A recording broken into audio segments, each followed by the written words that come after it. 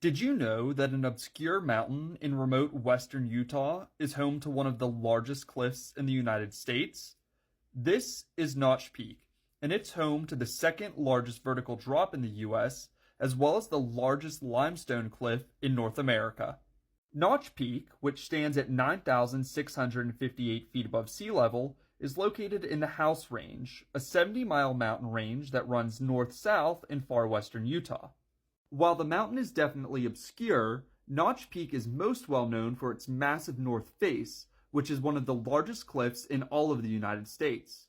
Because there is no widely accepted definition of what separates a cliff from a very steep slope, estimates of the height of Notch Peak's north face vary widely, from under 2,000 feet in height to over 4,500 feet.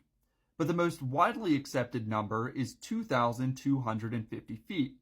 Again, because the measure of cliff heights are subjective, it can be difficult to compare the north face of Notch Peak to other large cliffs in the United States.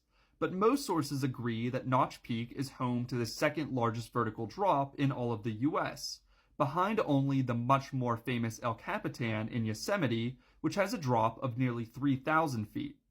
In fact, almost every other large cliff face in the United States is located in the Sierra Nevadas of California, which is located more than 300 miles west of Notch Peak and is in a completely different physiographic region.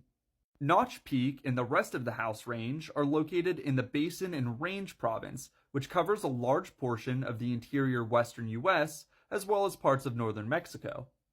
As the name suggests, the Basin and Range Province consists of a series of narrow, high-elevation mountain ranges separated by large, flat, low-lying basins. Roughly 100 mountain ranges make up the Basin and Range Province, but none of the other ranges contain the massive vertical cliff faces found within the House Range, most notably on Notch Peak. So what is it that makes Notch Peak unique within the region?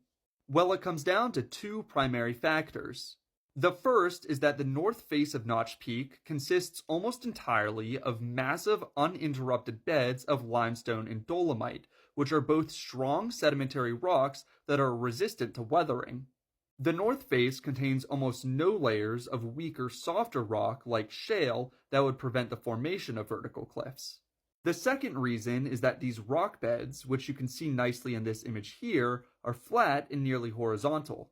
This is important because if the rock beds had been folded during the mountain building process, they likely would have fractured and become much weaker.